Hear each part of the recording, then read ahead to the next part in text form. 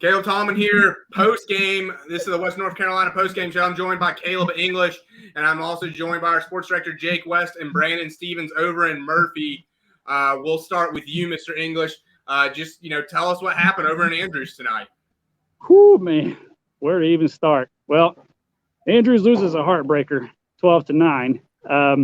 Andrews opened the scoring with a Isaac Weaver receiving touchdown, and then we'll call it questionable pass interference call in the end zone against Andrews, put Cherokee right at the 1, and Donald Bradley just walked it in to make it 7-6 because they missed an extra point. And a lot of back and forth, not a lot of score changes, but late in the fourth, Cherokee found something going on with Andrews' defense, and Donald Bradley just did Donald Bradley things and just tore them up on the ground and walked right in for another touchdown. Tried to make a 2-point conversion, but he got stuck. And then Andrews actually got a safety against Cherokee to make it 12-9.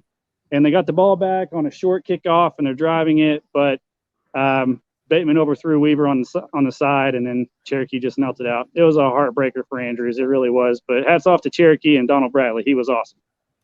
All right. Thank you for that, English. It sounds like y'all had a really good game. Jake, from what I've gathered on NC Preps and on our score updates, tell us what happened over in Murphy tonight. I thought Murphy was in control for most of the game, ends up losing late. Maybe from the score, it was 14, I think, at halftime.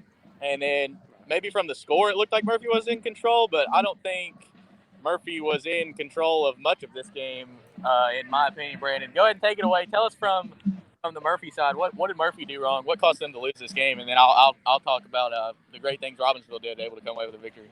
Defense was key, because one of the problems having in there was actually stopping Robbinsville, and that became evident right at the very beginning of the football game, because they wasted no time. About 10 minutes, 50 seconds left to go in the first quarter. They already hit first blood in this football game. It kind of set the tone a bit for what Robbinsville is going to do, although they didn't show up the best in the first half, but in the second half it was basically Murphy unable to stop the run.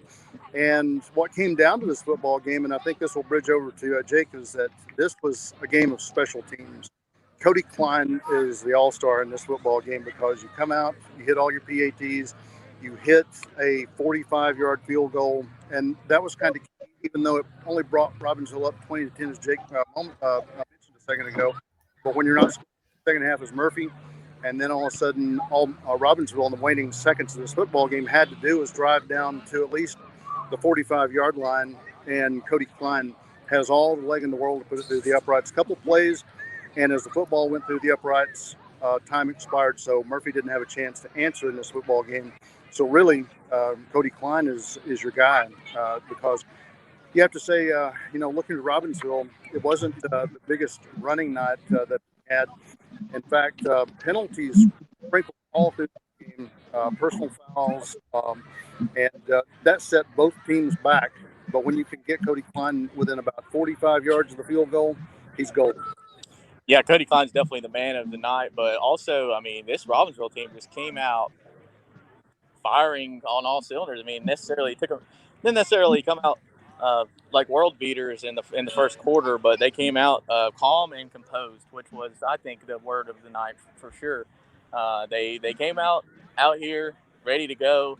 I mean, they were hyped up, but they also, Murphy was a little too hyped up. They got a lot of personal foul calls, a lot of 15-yard penalties, which you just can't have in a tight game like this. But also just pretty much basically mistake-free football for Robbinsville. I don't think they've had trouble putting the ball on the ground. I don't think they put it on the ground one time. Did they have a fumble? I don't think they had a fumble in this one. They took care of the football. Jarrett Panama, another name you've got to say, with the way that he played tonight.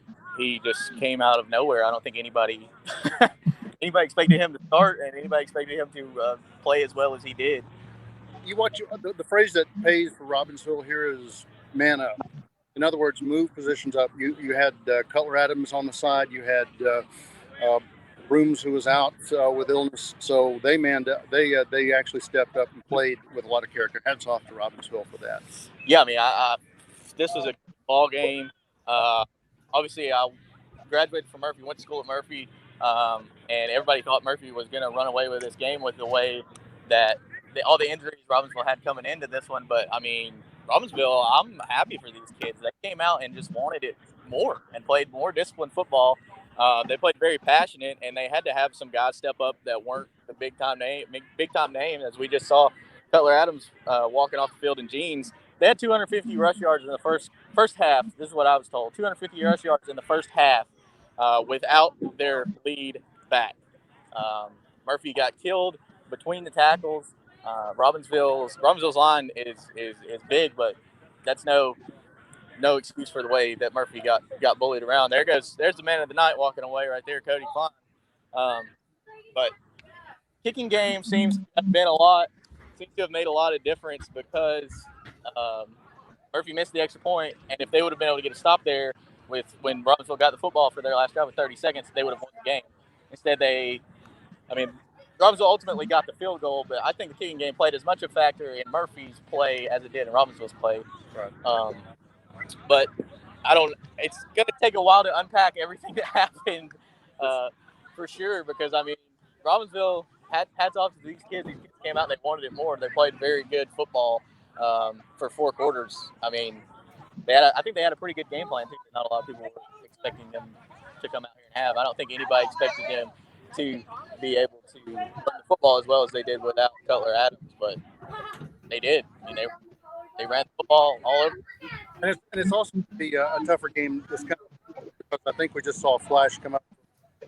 Gary Ayers over in Swain County, as they played Hayesville this evening, 42-14 looks like the final there. And with inside of that, Murphy's going to have its work cut out for him to get over and play in Memorial Stadium next week. What's up, Brock? Yeah, Caleb, what happened in the Hayesville Swain game? Well, Caldwell threw 2 first-half interceptions that Swain capitalized on both of them and scored touchdowns. And here's the story of the day for the Yellow Jackets, as it's been all season: turnovers and penalties. Give all the credit in the world to Swain, but if Hayesville cuts down on their turnovers and doesn't have 3 or 4 penalties that absolutely just stalled drives, you're looking at a 28-21 type game. The Yellow Jackets just keep getting in their own way. One of the big stories of the night, Jake McTaggart did come back in the second half of the Yellow Jackets, made a pretty big impact. So maybe that helps Hayesville going forward as they have an opportunity at home against Cherokee next week on senior night. But give Swain credit. They hit some big plays. Gabe Lillard's tough man to stop. Groenwald and Hyatt each had some really big catches. Groenwald had a huge, I guess it would have been almost a double reverse that he took for 40 or 50 yards. I mean, the thing about the Swain offense is Swain still struggles at times to move the ball in 10 and 15 play drives. They did it a time or two tonight, but they're a big play offense. I mean, whether it's a big play to Cooper Hyde or a big play to Groenwald or it's Lillard on the keeper. I mean, if you're playing Swain, you got to keep him in front of you. But a young Yellow Jacket team just didn't have enough tonight. And I tell you what, Swain, I guess that puts Swain at the top of the conference, doesn't it, Jake? Yeah, Swain undefeated in conference after Murphy loses here. One more quick note from our ball game, Brandon. This game would not have been the run game. Obviously, was a factor. Jason Gross did throw 1 interception, so he did turn the ball over once. But other than that, he played he played exactly what you want. Yeah, he played football exactly like you would want from your quarterback. He needed to be a game manager, and that's exactly what he did. A lot of good work, and this is going to have a lot of energy behind it for Robbinsville in a while. And I think you're exactly right. It's actually kind of a not breakout for Gross there, but get through this football game and do well. But look for some good stuff out of Robbinsville. Yeah, for sure. Anybody else? Any closing comments? Just and we don't have any information from the game, but Franklin did lose at home to Smoky Mountain tonight, 44-27. So Smoky Mountain still in contention for a first place finish, and that puts Franklin probably at best finishing fourth. So after a great start to the year, Franklin, some injuries and defensive struggles tonight. So we'll try to find out more. So I encourage people this week, hey, tune into the Thursday night shows that we do, the Friday Night Press Box. Me and Jake West go live at 6:30 every Thursday. We'll have some highlights from that game. Yeah, for sure. Caleb English, any closing thoughts? Yeah, something I forgot to mention. Andrews recovered 4 turnovers in this game, 2 fumbles, 2 picks. And you would think that if you win the turnover battle, you have a better chance of winning the game. But eventually their defense just was gassed, and it wasn't enough. It was tough. It was a tough loss for Andrews. Yeah, it sounds like it. Caleb, Tallman, anything else? That's it, guys. So we'll sign off for tonight for Caleb English, Jake West, Brandon Stevens, Caleb Tallman. Make sure you come back and check the Facebook and Twitter pages of Team F Line Sports over the weekend as we get all of our wrap-up articles in around the conference. Thanks for joining us tonight, guys. Everyone have a safe drive home.